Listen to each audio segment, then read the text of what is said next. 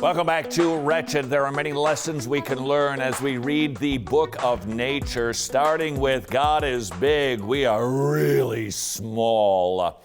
We are weak, God is exceedingly strong. We feel just a little teeny tiny taste of his power in a lightning bolt and that big slam that follows it. And it should cause us to fear God. That's right. When you read the book of nature rightly and you experience a storm, as scary as it might be, God is scarier. Now, here's where we want to be careful. We want to make sure that we have a correct understanding of what it means for his children to fear God.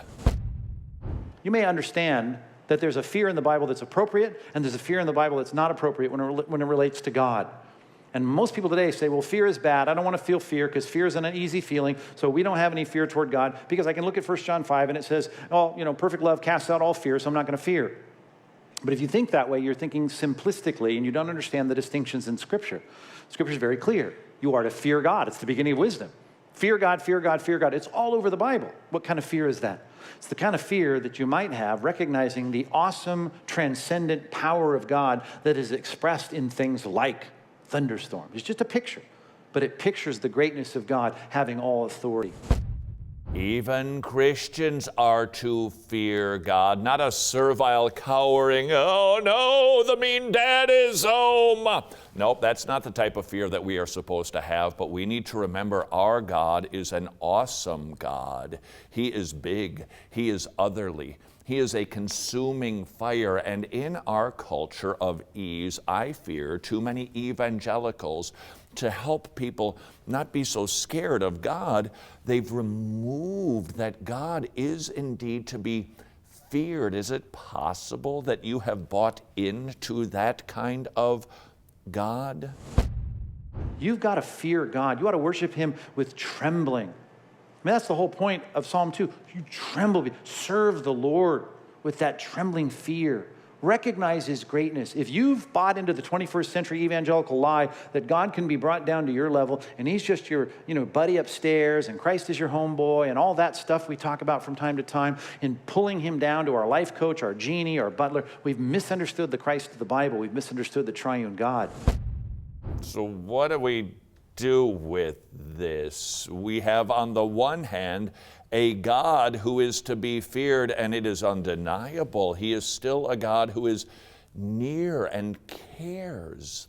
The response to both of those truths is to embrace both of those truths, not to eliminate one because it feels a little bit uncomfortable, or to eliminate the other because we're just tired of hearing about a namby-pamby soft Jesus who isn't in control of the universe. No, we hold both of these in tension. When we exclude one for the other, we simply miss the boat. We will have a greater appreciation for God when we remember both of his attributes of transcendence and immanence. He is otherly, he is different, and yet he is indeed near. Blessed are those who take refuge in him.